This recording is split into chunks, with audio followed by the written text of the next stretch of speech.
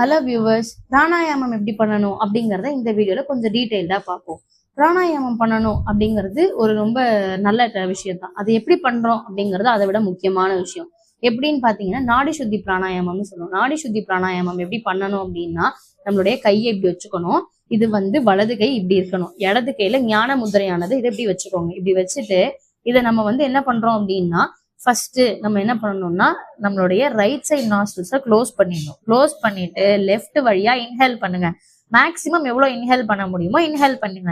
Inhale பண்ணி முடிச்சதுக்கு அப்புறம் இப்படி வச்சீங்கன்னா இதுக்கு பேர் ஸ்டே பண்றது, வித்ஸ்டாண்ட் பண்றது. எவ்வளவு தூரம் உங்களால வித்ஸ்டாண்ட் பண்ண முடியுமோ பண்ணுங்க. அதுக்கப்புறம் இந்த ஃபிங்கர் இப்படி ரிலீஸ் பண்ணீங்க அப்படின்னா எவ்வளவு உங்களால இது பிரீத் அவுட் பண்ண முடியுதோ பிரீத் பண்ணுங்க. அதுக்கப்புறம் திரும்ப உங்களோட ரைட் நாஸ்ட்ரில்ஸ் வழியா இன்ஹேல் பண்ணுங்க. திரும்ப ஸ்டே பண்ணுங்க. எவ்வளவு தூரம் முடியுதோ பாருங்க. அதுக்கப்புறம் இப்படி இந்த அடுத்து உங்க ரிங் ஃபிங்கரை நகர்த்தி உங்களுடைய லெஃப்ட் நாஸ்ட்ரில்ஸ் வழியா வெளியில விடுங்க. இந்த மாதிரி தொடர்ந்து டெய்லி ஒரு 15 to 30 கவுண்ட்ஸ் நீங்க பண்ணீங்க அப்படின்னா உங்களுக்கு இருக்கக்கூடிய பிரீத்திங், அதாவது ரெஸ்பிரேட்டரி சம்பந்தமான ப்ராப்ளம்ஸ், பிரீத் ப்ராப்ளம்ஸ் எல்லாமே காணாம போயிடும்.